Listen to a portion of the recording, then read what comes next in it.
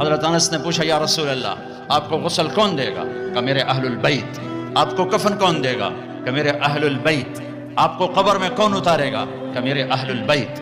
آپ کا جنازہ کون پڑھے گا؟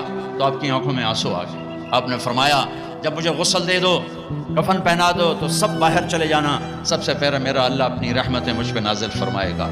اس کے بعد جبر و میکائیل آ کر میرے لیے دعا کریں گے، پھر ساتوں آسمان کے فرشتے آئیں گے، وہ میرے لیے دعا کریں گے۔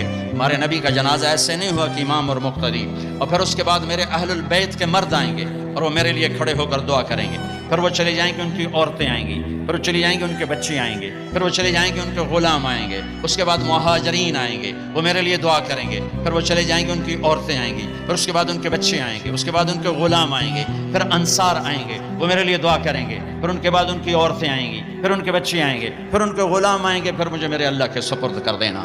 تو آپ کی چارپائی مبارک کے ساتھ لوگ قطار بنا کے کھڑے ہو جاتے تھے اور ہر ایک انفرادی طور پر آپ کے لیے دعا کرتا دعا کرتا دعا کرتا۔ لہٰذا یہ پیر کا دن، منگل کا دن سارا گزر گیا، اب بدھ کی رات کو آپ اللہ کے سپرد کیے گئے۔ تو جب آپ کو قبر میں اتارا حضرت ابن عباس، حضرت علی نے، شقران آپ کے غلام نے، تو فضل بن عباس نے، تو جب باہر نکلے تو مغیرہ بن شعبہ قبر پر کھڑے تھے، انہوں نے اپنی انگوٹھی اتار کے قبر میں پھینک دی۔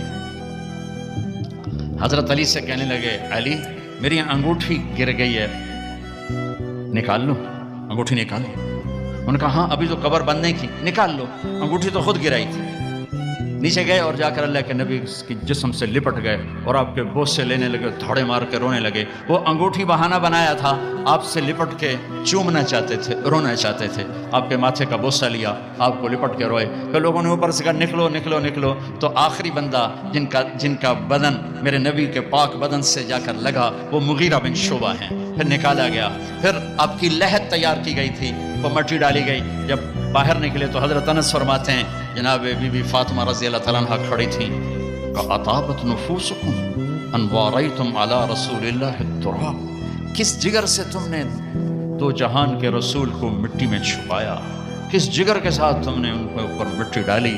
ہاں یہی اللہ کا قانون ہے